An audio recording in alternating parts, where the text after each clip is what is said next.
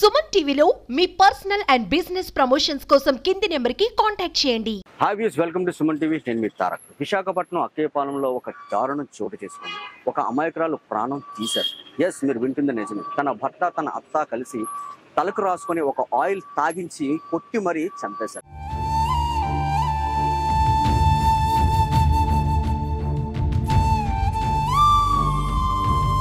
మీ అమ్మాయి చివరగా మీకు ఫోన్ చేసి ఏం మాట్లాడారండి?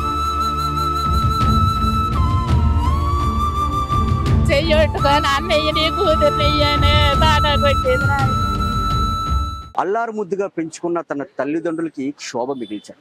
18 లక్షల రూపాయలు కట్నం ఇచ్చి 10 తులాల బంగారం పెట్టి తన చిట్టి తల్లిని అంగరంగ వైభవంగా పెళ్లి జరిపించారు ఆ తల్లిదండ్రులు.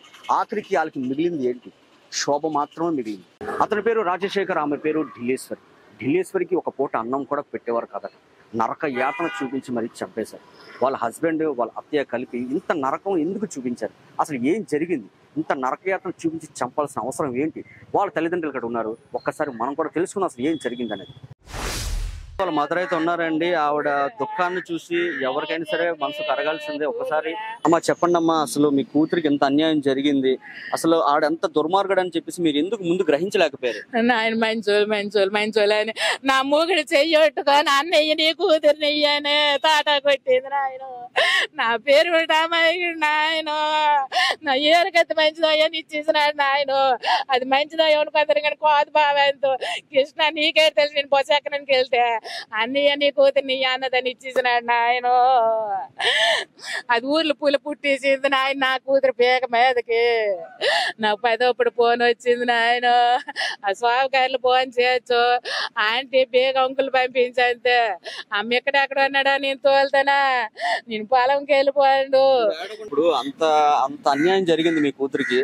ఏ రోజైనా అమ్మ నాకు ఇలా బాధ పెడుతున్నారు, అమ్మ నన్ను కొడుతున్నారు, అమ్మ నన్ను ఇన్ని మాటలు అంటున్నారు, అమ్మ నాకు ఇక్కడ నేను ఉండలేకపోతున్నాను, చంపేస్తారమ్మా, ఏ రోజైనా మీకు మనసు ఇప్పి ఆవిడ మీకు చెప్పుకున్నారు? చెప్పిందమ్మా. ఏం చెప్పారు? మా అత్త నన్ను గొప్ప టార్చర్ పెట్టేస్తుందమ్మా. అమ్మ ఏదో కోపం కాలుతో తన్నుతుందమ్మా.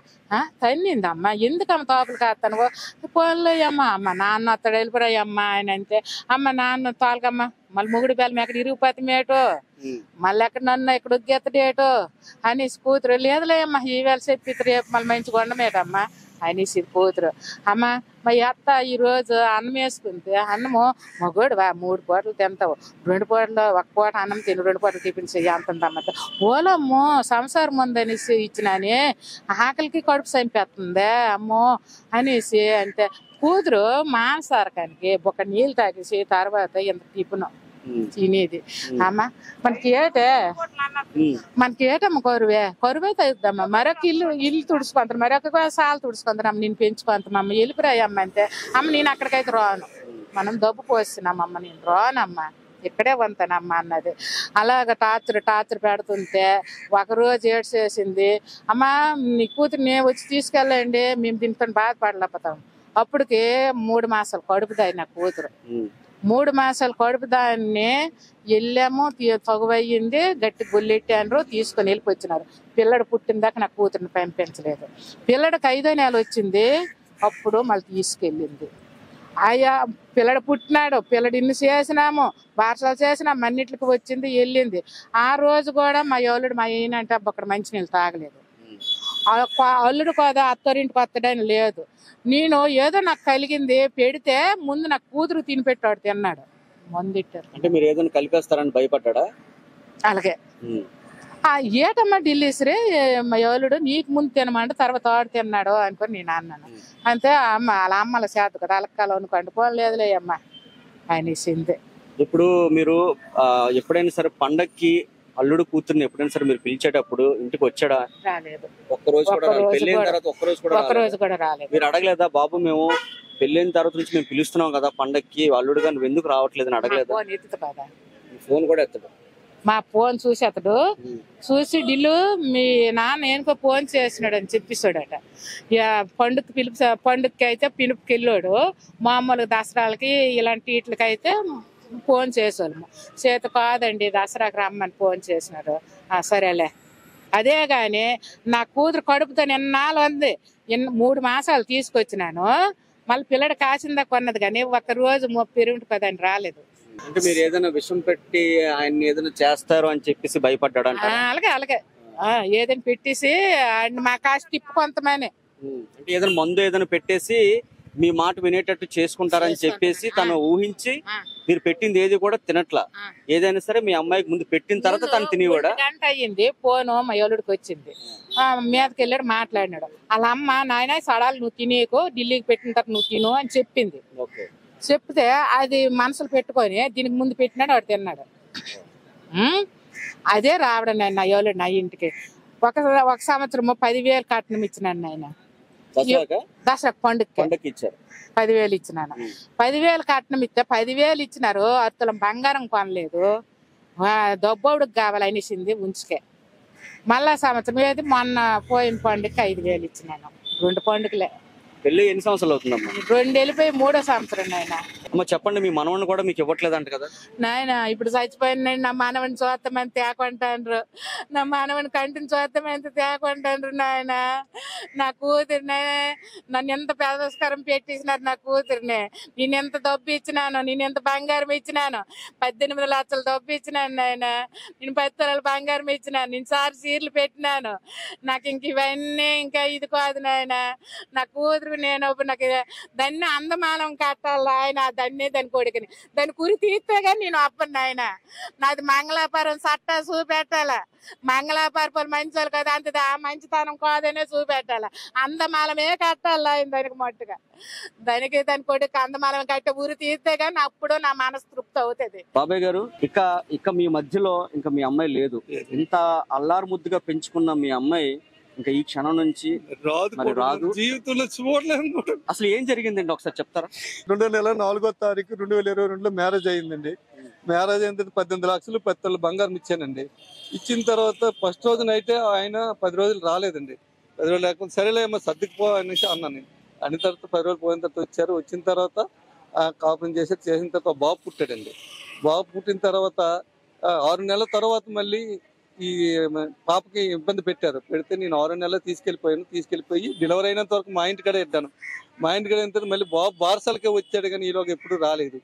ఒకసారి వచ్చిన తర్వాత బాబు 5వ నెలలోనే మళ్ళీ తీసుకెళ్ళిన తర్వాత అది సుతా ఇక్కడ మా ఇంటికి రాలేదు. రాకపోయినా టార్చర్ బాగా పెట్టారు. మామూలుగా అత్త ఆయన ఇద్దరు కొట్టడము చేయడము. ఇంక నువ్వు ఏటి తెస్తావు, ఇంకా నువ్వు ఇచ్చింది ఏమాత్రము బోడి, నీకు 40 లక్షలు ఇచ్చేస్తాను వెళ్ళిపో, నీకు పంపించేస్తాను వెళ్ళిపో అని అన్నాడు. అని తర్వాత అన్ని దీనికి కూడా మేము పోలేమో, ఆయన ఏదో కోపంగా అంటాడు.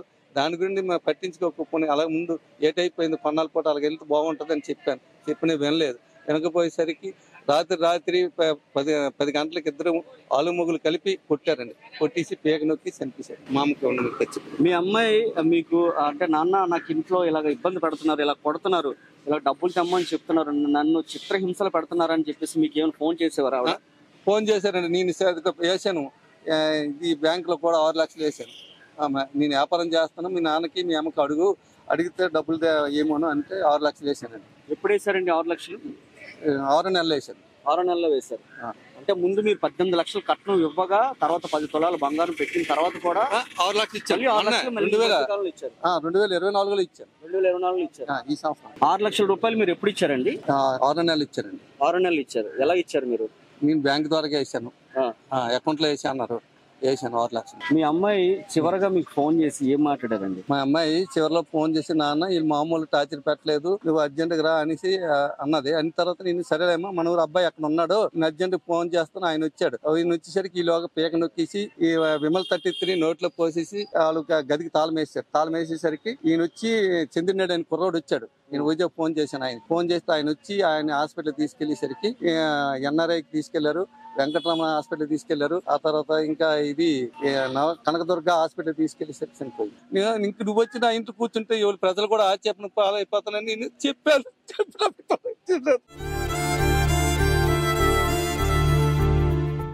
ఇంత దారుణం జరిగిపోతుంది నేను అనుకోలేదండి. ఇంత దారుణంగా చంపేస్తారని కూడా నేను అనుకోలేదండి.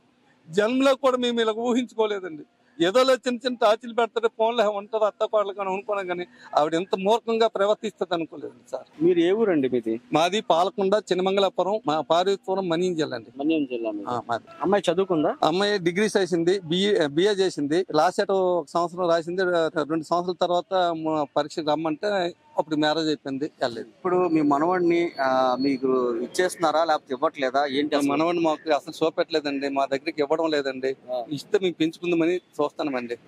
వాళ్ళు కనీసం మాకు చూపెట్టడం కాదు కదా, మా దగ్గరికి తేలేదండి. ఆ కనీసం ఈ రోజుకి కూడా మాకు ఫోన్ కానీ ఇన్ఫర్మేషన్ కానీ ఏటి ఇప్పటికి మాకు దగ్గరికి ఎవరు రాలేదు. వాళ్ళ కుటుంబ సభ్యులు ఎవరు రాలేదు? కుటుంబ సభ్యులు ఎవరు ఒక్క మనిషి కూడా రాలేదు. మీ మనవాడిని అయితే మీకు ఇవ్వట్లా, వాళ్ళే ఉంచుకుంటారు, ఇవ్వడం లేదు, అసలు మా కంటికి చూపెట్టలేదు. అది తీరని అన్యాయం జరిగింది. మా పాప జీవితంలో మళ్ళీ రాబోదు. అలాంటి డిగ్రీ చేసి లాసెట్ కూడా పొందిన మా పాపని మా బలత్కారంగా చంపారు. ఇంతకన్నా అన్యాయం దారుణంగా ఎక్కడ ఏ జీవితంలో ఎక్కడ జరగదు, ఎవరికి జరగకూడదు కూడా. నా కూతురికి అన్యాయం జరిగింది కాబట్టి ఆ ఎట్టి పరిస్థితుల్లో వాళ్ళు వదలకూడదు. వాళ్ళకి కూడా అదే శిక్ష పడినట్టు చెయ్యమని ప్రభుత్వాన్ని కూడా కోరుకుంటాను. ఆదేశంతో వాళ్ళిద్దరు తల్లి పిల్లలను కూడా బయటకు రాకుండా ఎడాలి. అలాంటిది రెండోసారి ఎక్కడ జరగకుండా ఉండాలని కోరుకుంటున్నాను మనస్ఫూర్తిగా. సో ఇప్పుడు మనం అయితే వాళ్ళ అమ్మమ్మ గారు, వాళ్ళ అక్కగారు ఉన్నారండి, వాళ్ళతో కూడా అసలు మాట్లాడదాం అసలు ఏం జరిగింది అనేది. అమ్మ నమస్తే. అసలు మీ మనవరాలకి ఇంత ఘోరం జరిగింది కదా, అసలు మీరు చిన్నప్పటి నుంచి మీరు ఎత్తుకొని పెంచి అల్లారు ముద్దుగా పెంచుకున్న అమ్మాయి ఇంక మీద నుంచి మీ దగ్గరికి ఇంకా రాదు. సో ఒక్కసారి ఆవిడ గురించి ఒకసారి చెప్పండి అమ్మ. జరిగినవే చెప్తాను. అలాగ పెళ్లి అయిన తర్వాత ఈ అలజడి పడకుండా నెలగడితే ఢిల్లీ శ్రీ మనకు ఇప్పుడు సంతానం వద్దు, నువ్వు నెలగడిసినట్టుగైతే మాత్రలు మింగి అన్నాడు. అలా ఆయన మాత్రలు మింగినంత అమ్మ మా ఆయన ఇలా చెప్తాను డేట్ చెయ్యాలా నాకు ఫోన్ చేసి, నాకు ఫోన్ చేస్తే అమ్మ నెలగడిసిన మింగి మాత్రలు ఒకవేళ ఇచ్చినా నువ్వు మింగకు, ఏదో ఒక సైడ్ చేసి జల్లి నీకు అదే కదమ్మా ఆదరవు అని చెప్పినాను. అలాగే చేసింది. అలాగే చేసి 3 మాసాలు అయిన దాకా తెలగపరచలేదు, నాకు తెలియపరచలేదు. అలాగా బాధపడ్డది. 3వ నెల వచ్చింది. 3వ నెల వచ్చింది. అమ్మ నాకు ఇలాగ అయింది అన్నది. సరేలే అమ్మ ఇప్పుడు మరి వాళ్ళు ఎక్కడికి రమ్మని నువ్వు వెళ్ళకు హాస్పిటల్కి గట్ట అని చెప్పాను. అలాగే ఉన్నది. అలా కొంతండగా టార్చ్ పడుతుండగా 6వ నెల వచ్చింది. 6వ నెల వచ్చిన తర్వాత గొప్ప ప్రెసిడెంట్ చేశారు, గొప్ప ప్రెసిడెంట్ చేశారు, పిచ్చిదానిలాగా చేశారు. ఆ పిచ్చిలాగా అయిపోయి అమ్మ ఈ రాత్రి నన్ను చంపేస్తారు, మీరు ఎవరో వస్తేనే బాగుంటానా లేకపోతే నన్ను ఈ రాత్రి చంపేస్తారు అన్నది. అప్పటికప్పుడు బయలుదేరి వెళ్ళాం ఇద్దరం ఉన్నాం. అలా అన్నా నేను వెళ్ళిన తర్వాత మేము వెళ్తాడికి పిచ్చిదానిలాగా మంచం మీద పడి ఉన్నది. అమ్మ ఢిల్లీ అనేసి అంతే గోల్మని ఏడ్చింది. ఏటమ్మా కారణం చెప్పా అంతే, అమ్మ నన్ను చంపేస్తారే అన్నది. అమ్మ వాళ్ళు చంపిపోద్దు పద వెళ్ళిపోదాం అన్నాను. పద వెళ్ళిపోదామంటే అయితే ఇప్పుడు తీసుకెళ్ళక వాళ్ళ కాదు అన్నారు. అనేసి అంటే సరేలే నువ్వు ఇంటికెళ్ళి ఇంకొక మనిషిని తీసుకొని రారా అని చెప్పినాను లానకి. నేను ఆ రాత్రి ఉండిపోను. ఆ రాత్రి మీకు ఆవిడ ఏం చెప్పారండి? ఆ రాత్రి వాళ్ళు చెప్పలేదు, అదేటి చెప్పదు, చేసిన తప్పు ఒకటి చెప్పదు. ఏటిలాగా అయిందంటే దెయ్యం పట్టించింది, దెయ్యం అలాగ చేసింది. వాళ్ళ అత్తయ్య అంటున్నారు.